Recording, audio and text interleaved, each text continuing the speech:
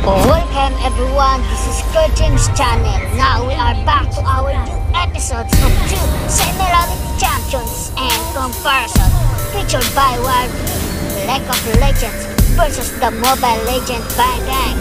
But before that, please like and subscribe to my channel and don't forget to click the bell right now so you will be notified to our next episode video.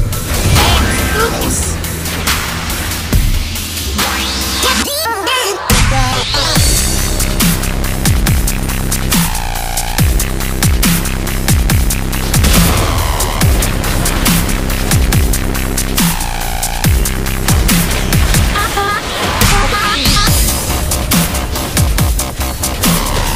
Elise is a hybrid between a ranged mage and a melee assassin or fighter.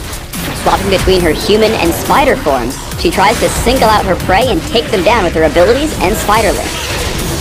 Let's start with Elise's ultimate, which is automatically learned at level 1 and allows her to switch between human form and spider form. When switching to spider form, she releases spiderlings, deals bonus damage on her basic attacks, and gains bonus movement speed, armor, and magic resist. Elise's passive is Spider Swarm. While in human form, whenever she hits an enemy with an ability, she will ready a spiderling up to a cap. Upon switching to spider form, she releases these spiderlings to fight alongside her until they die, or she switches back to human form. Now let's talk about her human form abilities. Neurotoxin damages target enemy and deals bonus damage based upon their current health. The healthier her target, the more damage dealt. Volatile Spiderling walks to target location, exploding on the first enemy it hits. If it doesn't hit anything, it will seek out a nearby enemy, or simply explode after a few seconds. When Volatile Spiderling explodes, it deals damage to all nearby enemies. Cocoon fires out and stuns the first enemy it hits for a short time. Now let's talk about her abilities in spider form. Venomous Bite damages and lunges at target enemy, dealing bonus damage based upon their missing health. The more injured the target, the more damage dealt. I recommend taking a point in Neurotoxin/Venomous Bite at level 2 and maxing it by level 13 for single target damage output. Skittering Frenzy significantly increases the attack speed of Elise and her spiderlings for a few seconds. While Skittering Frenzy is active, attacks made by Elise and her spiderlings will heal Elise. Taking a point in Volatile Spiderling/Skittering Frenzy at level 1 and maxing it first offers great jungle presence as well as minion clearing in lane. Repel sends Elise and her spiderlings up into the air, becoming untargetable and revealing nearby enemies. If Repel is cast directly on an enemy, she will descend on her foe immediately. If Repel is cast without a target, she will remain in the air for a short time and can be cast again on a nearby enemy to descend upon it. Cocoon/Repel should garner 1 point early on, but the utility it offers allows it to be maxed last. When jungling, open up in human form and cast Volatile Spiderling. Immediately switch to spider form and hit Skittering Frenzy to take down jungle camps. When traveling between camps, remember to stay in spider form, as the increased movement speed will help you move around the jungle faster. When ganking, it's best to open in human form to lead with Cocoon and the rest of her abilities. Then, activating spider form will help you take down your prey with a Venomous Bite and Skittering Frenzy. Saving Repel allows you to catch up to fleeing enemies. If you can't quite catch your prey, then feel free to open with Repel. After chasing with Venomous Bite and Skittering Frenzy, switching to human form will make Cocoon extremely easy to land. Afterwards, you can switch back to spider form one last time for Venomous Bite and the kill. Sometimes, enemies can tell a gank is coming if you play too aggressively. As Elise, you won't have to make those kinds of moves.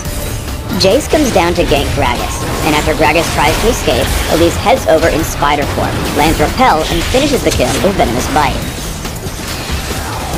Since you'll be ganking often, you may find yourself running behind the enemy turret to pin him down.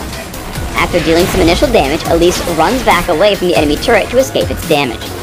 Waiting for cooldown, she comes back in with Jarvan, landing Cocoon and Volatile Spiderling while staying out of range of the turret to ensure the kill with no casualties.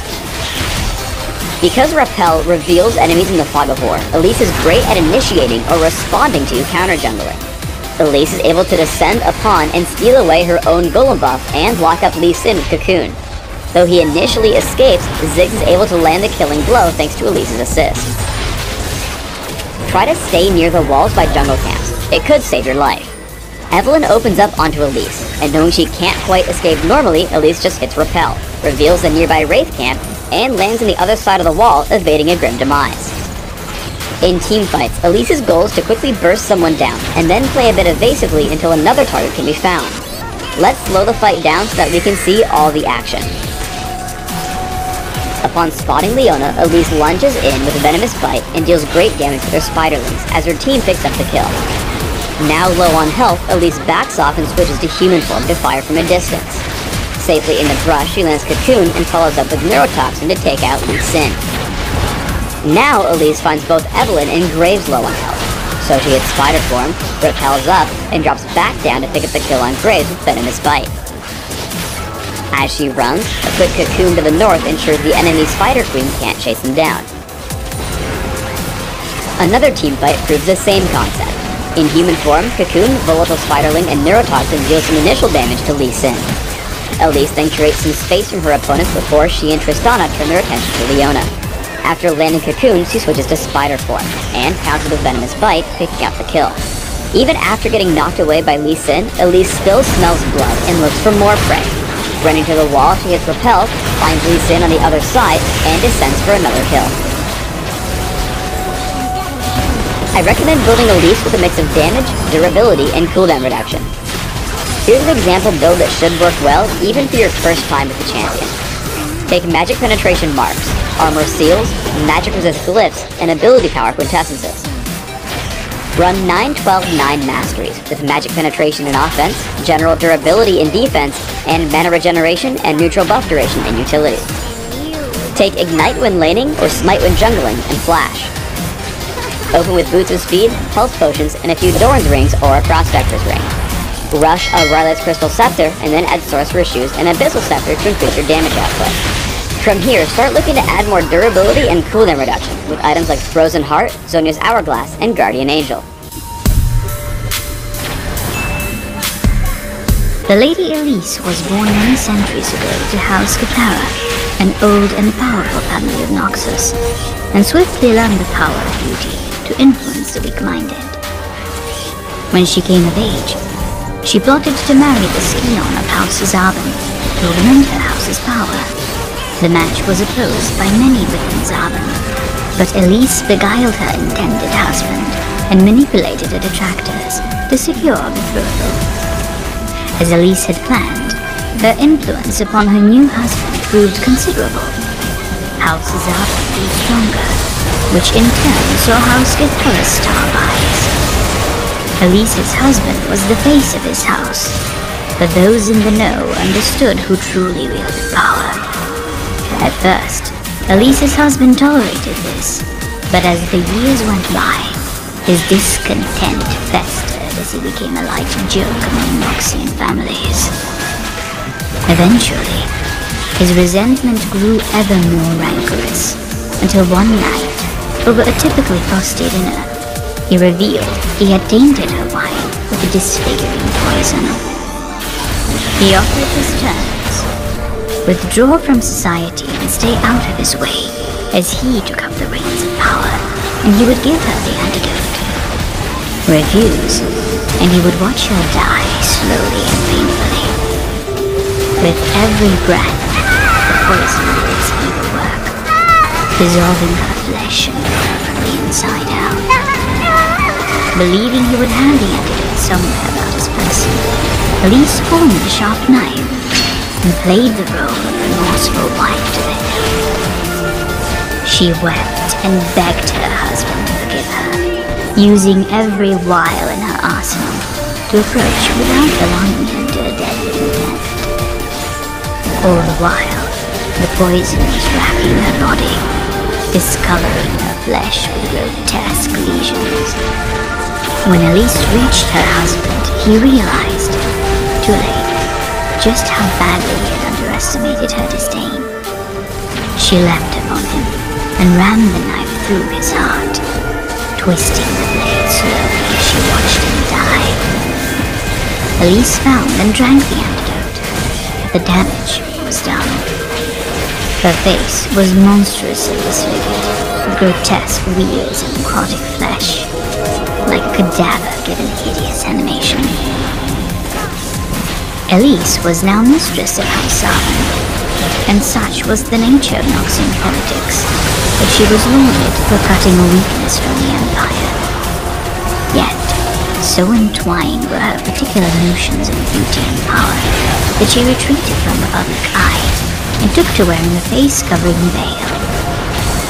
Eschewing the daylight, and turning away all allies and petitioners from her door, the once powerful house began a slow descent into obscurity. Elise roamed the empty halls of her palace in isolation, and became a denizen of darkness, only ever venturing beyond its high walls at night. On one of her midnight wanderings, Elise was approached by another veiled woman, who pressed a waxen sigil of a black rose into her palm, and whispered that the pale woman would greatly value her talents. Elise pressed on, but as she walked away, the woman's voice echoed after her, with the promise of being made whole again. Would I love? However absurd she told herself it was, vanity and the hope of her beauty being renewed drove Elise to investigate further. She prowled the streets for weeks, until she saw the black rose sigil again, etched onto a shadowy archway leading into the catacombs beneath Noxus. Following the hidden sigils brought her to the Black Rose, a secret society where those who dabbled in the darker powers of magic shared hidden knowledge and secrets. Elise became a regular visitor, going unveiled among its members, and swiftly establishing a close rapport with the pale woman, an agelessly beautiful individual of great power. Elise embraced the society's ways, but always sought the gift she had been promised, her beauty made whole again. The pale woman spoke of a haunted place, known as the Shadow Isles, and a serpent-bladed athame belonging to one of her acolytes who had been slain in the lair of a voracious spider god. The dagger was imbued with powerful magic, and if it was returned to her, then she could use its magic to restore Elise's beauty. Elise immediately accepted and led a group of Black Rose devotees to the shunned island, knowing there would be a blood price to pay for such a prize. Elise found a desperate, debt-ridden captain willing to bear her and her fellow pilgrims across the ocean. The ship sailed for weeks, until a craggy island loomed from seething banks of black mist. Elise came ashore on a beach of ashen sand, and led her followers deep into the island's haunted depths, like lambs to the slaughter. Many were stolen away by spiteful raids, but half a dozen remained by the time they reached the web-wreathed lair of the spider god. A bloated, monstrous creature shitting and fangs erupted from the darkness and feasted on the screaming men and women. As they died, or were swept up in streams of web, Elise saw the dagger the pale one sought, held in the grip of a desiccated corpse. She snatched it up as the spider god sank its envenomed fangs into her shoulder. Elise fell forward, and the blade of the athame pierced her heart, its powerful magic blooding her and mixing with the lethal venom to wreak terrible changes on the body. Oh no! Elise was transformed as the magically empowered venom renewed her flesh, transforming it into a form even more beautiful than before. Her scars vanished, and her skin became flawless and porcelain smooth.